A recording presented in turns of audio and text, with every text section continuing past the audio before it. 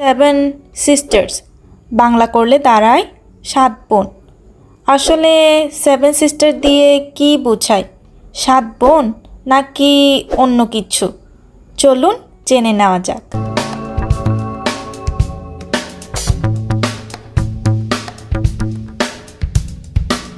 ভারতের উত্তর পূর্ব প্রান্তের বৈচিত্র্যময় 7টি রাজ্য, যাদের একত্রে সেভেন সিস্টার্স বলা হয়।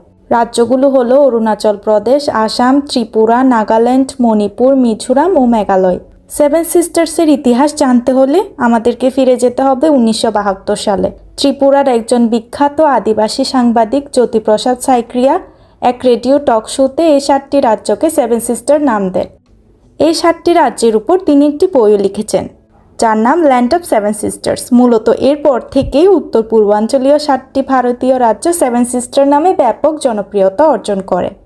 ভারতের প্রতিবেশী দেশ বাংলাদেশ, চীন, মিয়ানমার সীমান্তে অবস্থিত হওয়ার কারণে এই 7টি রাজ্য প্রতিনিয়তই কোনো না কোনো বিষয়ে জন্ম দেয়। সম্প্রতি বাংলাদেশের অন্তর্বর্তীকালীন সরকারের প্রধান উপদেষ্টা ডক্টর মোহাম্মদ ইউনূসের দেয়া এক বক্তব্যের পর ফের আলোচনায় আসে বিষয়টি।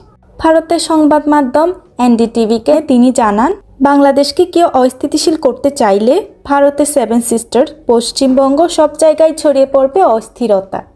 সেভেন সিস্টার অঞ্চলে বসবাসরত খারু, খাসিয়া, ত্রিপুরা, মিজোরাম সহ নানা আদিবাসীরা নিজেদের অধিকারের জন্য নতুন রাষ্ট্র গঠনের দাবি করে আসছে বহুকাল আগে থেকে।